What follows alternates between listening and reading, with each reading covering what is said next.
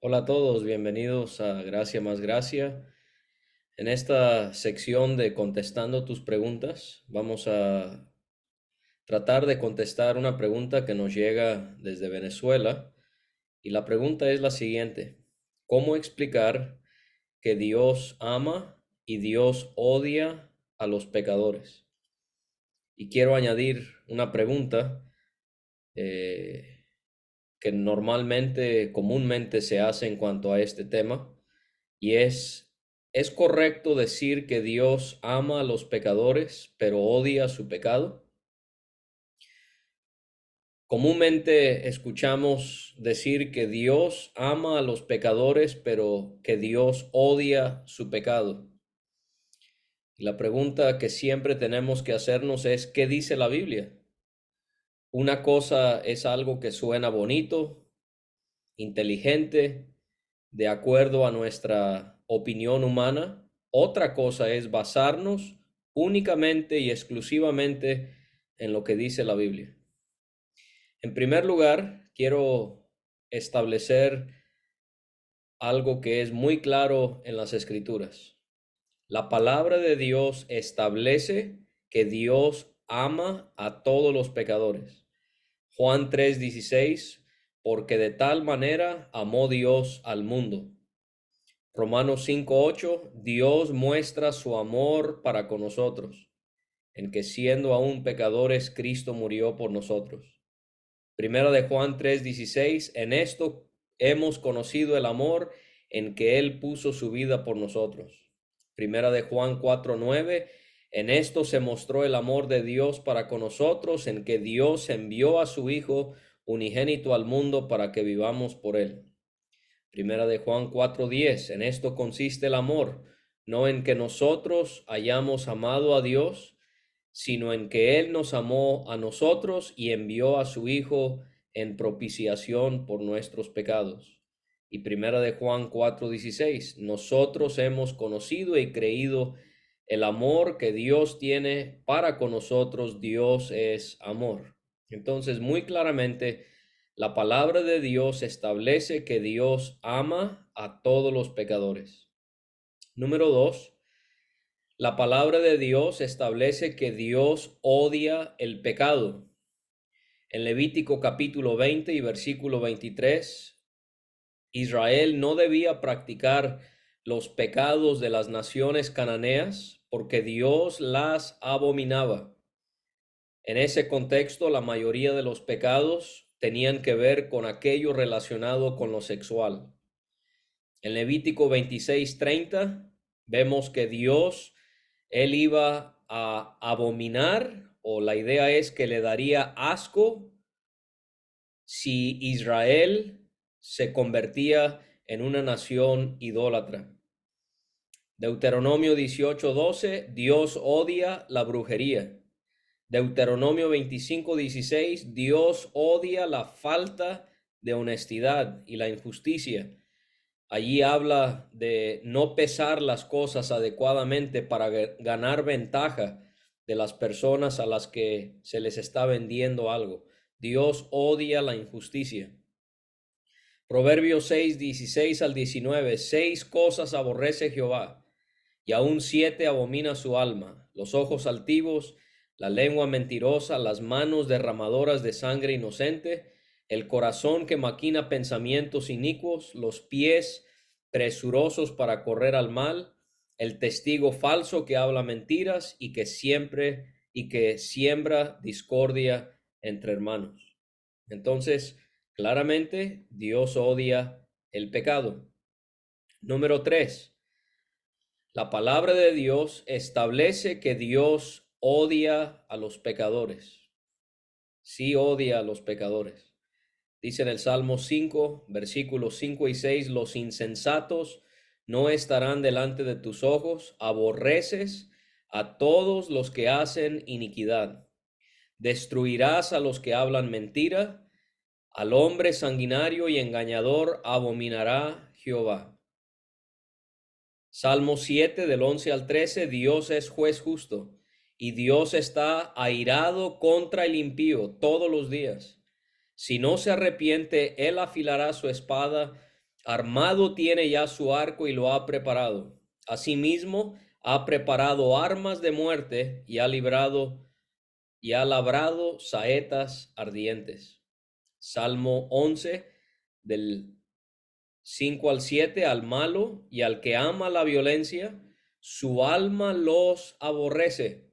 Sobre los malos hará llover calamidades, fuego, azufre y viento abrasador sobre la porción del cáliz o de la copa de ellos, porque Jehová es justo y ama la justicia.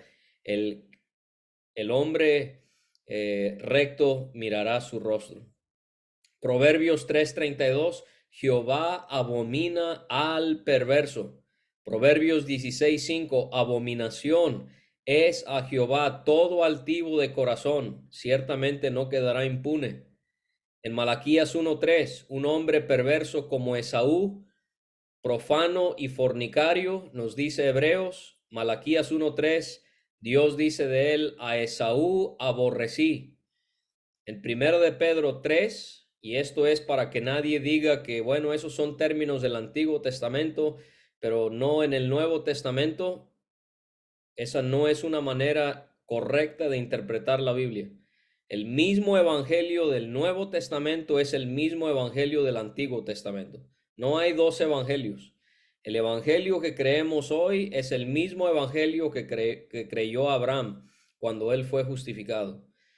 Y primera de Pedro, Pedro cita el Salmo 34, 3:12, primera Pedro 3:12, el rostro del Señor está contra aquellos que hacen el mal. Entonces, en tercer lugar, muy claramente la palabra de Dios establece que Dios odia a los pecadores.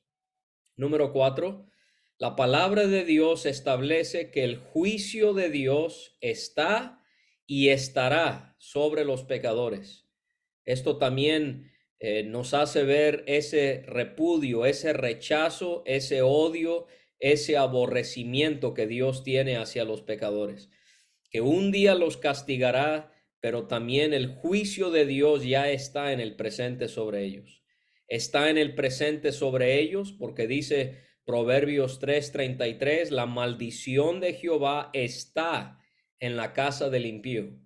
Juan 3:18, el que en él cree no es condenado, pero el que no cree ya ha sido condenado porque no ha creído en el nombre del unigénito Hijo de Dios.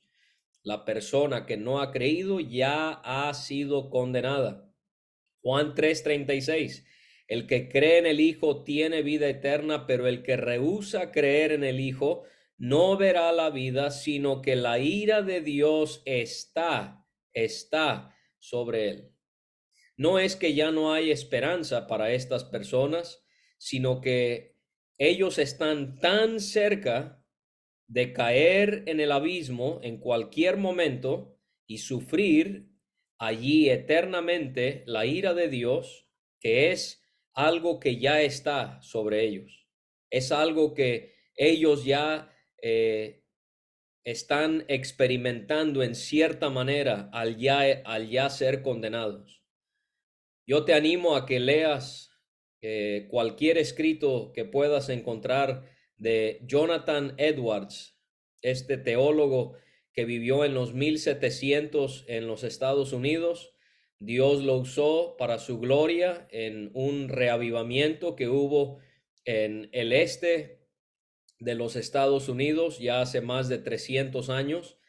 Y en su prédica muy conocida hasta el día de hoy, Pecadores en las manos de un Dios airado, él dijo lo siguiente, y este fue una prédica que Dios usó para comenzar ese reavivamiento en los Estados Unidos.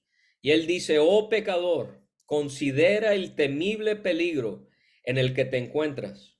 Es un gran horno de castigo, un pozo ancho y sin fondo, lleno del fuego de la ira, sobre el cual estás retenido en la mano de ese Dios, cuya ira es provocada e indignada tanto contra tú como contra muchos de los condenados en el infierno. Contra ti, mejor dicho. cuya ira es provocada e indignada contra ti como contra muchos de los condenados en el infierno. Fíjese cómo él describe lo próximo que el pecador está a la ira de Dios, a su castigo.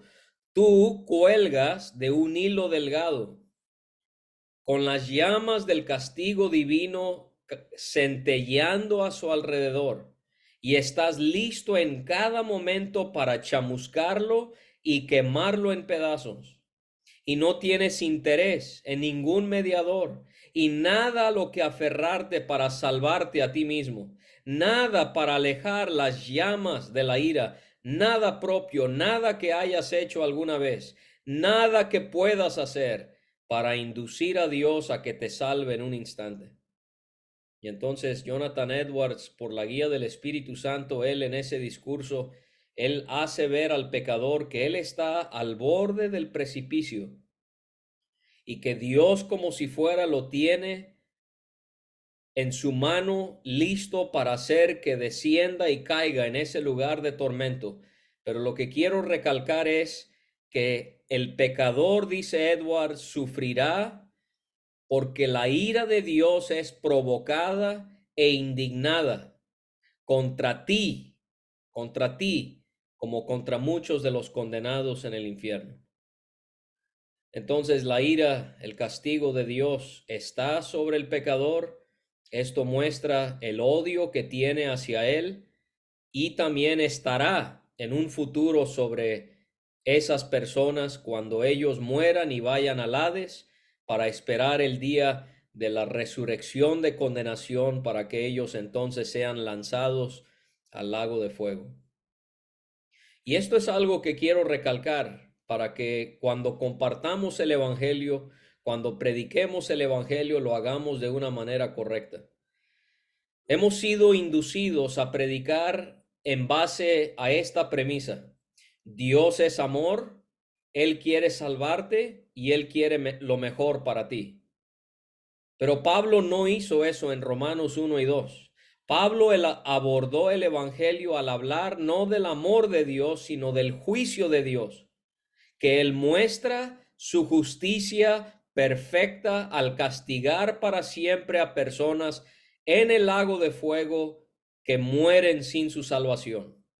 Dios ama al mundo, claro que sí, pero se tiene que enfatizar lo que Pablo enfatizó, que es el juicio de Dios, que Dios es un juez santo, puro y perfecto, y si tú no te arrepientes, Él te seguirá detestando, y si tú mueres en desobediencia completa al Evangelio, Él te atormentará por los siglos de los siglos. La idea no es asustar a la gente a que acepten a Jesucristo. No hay que contar historias de terror para asustar a la gente, para que vengan a los pies de Jesucristo. Tenemos que didácticamente, tenemos que expositivamente, claramente explicarles cada una de las razones por las que son pecadores y por las que merecen ir al juicio eterno, eternamente y para siempre. Ya que estoy hablando sobre el juicio de Dios y algunas ayudas para saber cómo predicar el Evangelio, he visto fotos que son subidas a las redes sociales de una persona que tiene la bandera de LBGT, representando que es una persona sodomita u homosexual, transgénero, lo que queramos llamar esa vida depravada sin Dios, que Dios no justifica de ninguna manera. Y son personas que llevan la bandera LBGT y están abrazando a Jesucristo. Y el mensaje es básicamente: Dios te recibe tal y como estás. Pero ese no es el evangelio de la Biblia. No. Dios sí acepta al pecador en su pecado. Jesús dijo: al que a mí viene, yo no le echo fuera. Pero la condicionante que Dios pone para poder perdonar y reconciliarse con el pecador ¿Qué es? El arrepentimiento. ¿Qué es el arrepentimiento? Dar una media vuelta. Dejo el pecado para mirar a Cristo por fe. Mi pecado me es repugnante, lo detesto, lo odio. Entiendo las consecuencias presentes y futuras que tiene y lo dejo, lo abandono. Ese es el arrepentimiento. Y tenemos que predicar el arrepentimiento porque el Señor lo predicó, porque los profetas lo predicaron y porque los apóstoles lo predicaron. Pero muy poco se habla acerca del arrepentimiento. Acepta a Cristo y acepta a Cristo y acepta a Cristo. Y entonces muchos aceptan a Cristo, pero nunca se arrepintieron y no hay salvación. ¿Por qué? Porque nunca entendieron claramente la depravidad de su corazón y el hecho de que iban a tener que dejar su estilo de vida. Y hay muchas personas que piensan que aceptar a Cristo es solo añadir a Cristo a mi vida de pecado. Ese no es el evangelio de la Biblia. La persona renuncia por completo al pecado. La segunda condicionante que Dios pone para reconciliarse con el pecador es la fe en Cristo. ¿Y qué sucede cuando pone su fe en Cristo? Su sangre de Jesucristo le limpia de todo pecado. Y entonces Dios sí recibe al pecador. Pero esta es la idea que aún afecta a personas que predican el evangelio. No, no importa. Tú ven a Dios como estás. Y ahí está Jesucristo abrazando a una persona con la bandera LBGT. Ese es un evangelio falso. Ese no es el evangelio del arrepentimiento de pecados y de la fe en Jesucristo para entonces sí ser recibidos por Dios. Entonces, para concluir, todo esto nos lleva a poder afirmar dos cosas. En primer lugar, los versículos que hemos citado nos llevan a pensar que esto quiere decir que Dios ama y odia al pecador a la misma vez. Lo ama por su deseo que tiene de salvarle. Lo odia porque se opone a él, porque le ofende a él con su vida de pecado que un día tendrá que castigar. Entonces Dios sí ama, pero a la misma vez Dios sí odia al pecador. En segundo lugar, esto quiere decir que Dios odia el pecado, pero también odia al pecador. Entonces no debemos estar diciendo Dios te ama a ti, pero odia tu pecado, porque usted no va a poder encontrarme un texto que diga eso. Dios no solo odia el pecado, sino que también odia al pecador. No es coherente que Dios odie lo que alguien haga, pero que no odie su persona, cuando nuestros actos y nuestro ser están tan estrechamente vinculados. Y para terminar, no ver las cosas de esta manera me hace pensar que hay tres posibilidades. Primero, no hacer caso a lo que claramente vemos en las escrituras. No, pero es que suena muy feo decir que Dios odia al pecador. Es que no se trata de lo que yo pienso. ¿Qué dice la Biblia? ¿Qué dice la palabra de Dios? Y si yo no concuerdo con las conclusiones que estamos haciendo, es porque no quiero hacer caso a lo que claramente está estipulado en la palabra de Dios. En segundo lugar, y esta es la más importante quizás, no ver las cosas de esta manera es no entender lo justo, lo perfecto y lo santo que es Dios. Dios en el Evangelio nunca se va a rebajar en su persona, en sus atributos, en sus cualidades, o tampoco va a mutarse para salvar al pecador. En otras palabras, Él no va a cambiar su estándar de justicia, ¿no?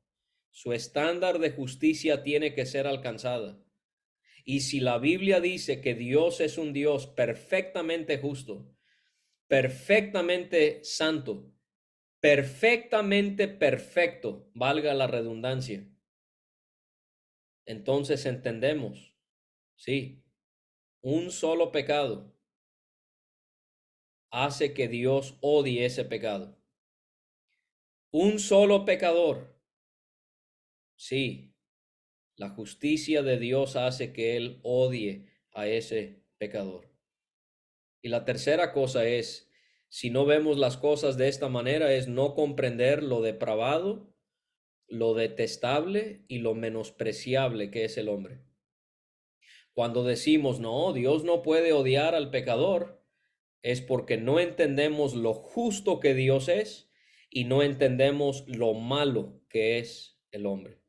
Entonces, esa sería mi respuesta a esas dos preguntas y deseo que sea de ayuda. Si tienen alguna pregunta, envíenla por WhatsApp al 938-160-6202 o déjenlo en un comentario aquí y podemos contestarlo con mucho gusto. El Señor les continúe ayudando en el estudio de su preciosa palabra.